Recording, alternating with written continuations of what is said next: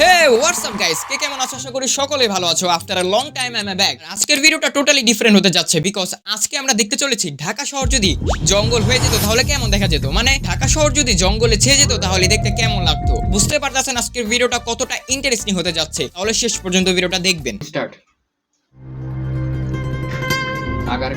বাতাসে ঝুলে আছে এক পুরনো নিঃশ্বাস, ঢাকা শহরের ফুসফুসে। ফুসফুসে মানে কি? ফুসফুসে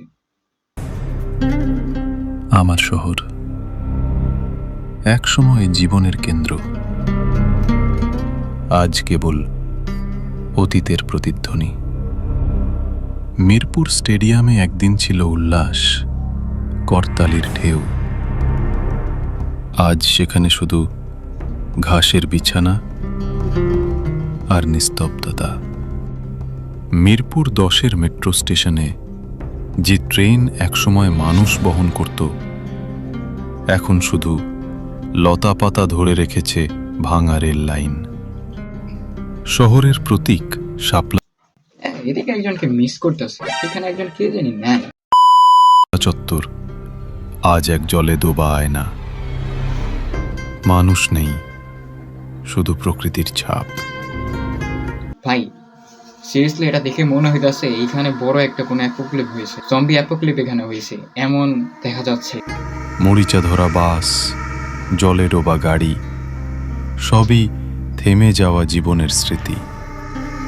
জাতীয় স্মৃতিসৌধ, যে স্থানে সংগ্রামের ইতিহাস লেখা, ইতিহাস আজ সেখানেও শেকড় গেঁথেছে নীরবতা। ভাঙা জানালা দিয়ে হাওয়া গায় এক বিষণ্ণ গান। এটার নাম কি জানো?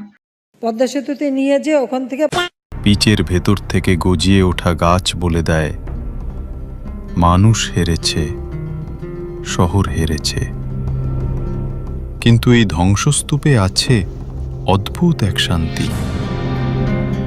পচা মাটির গন্ধ, কালো পানির আয়না, আর ছাদের উপর জন্মানো গাছ মনে করিয়ে দেয় শেষ পর্যন্ত প্রকৃতিই জয়ী হয়। তবে এবার তো প্রকৃতি জয় হলো না, এবার তো বিএনপি জয় হবে। स्पाइडरमैन स्पाइडरमैन तूने चुराया मेरे दिल का चैन स्पाइडरमैन स्पाइडरमैन।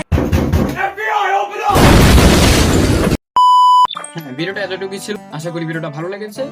আই হোপ সকলেরই ভালো লেগেছে। অ্যান্ড এইসব ভিডিও যদি আপনারা রেগুলার দেখতে চান তাহলে অবশ্যই কমেন্টে বলতে পারেন, তাহলে এটা কন্টিনিউ করব, আর না হলে আগেরটাই শিফট করব। আল্লাহ।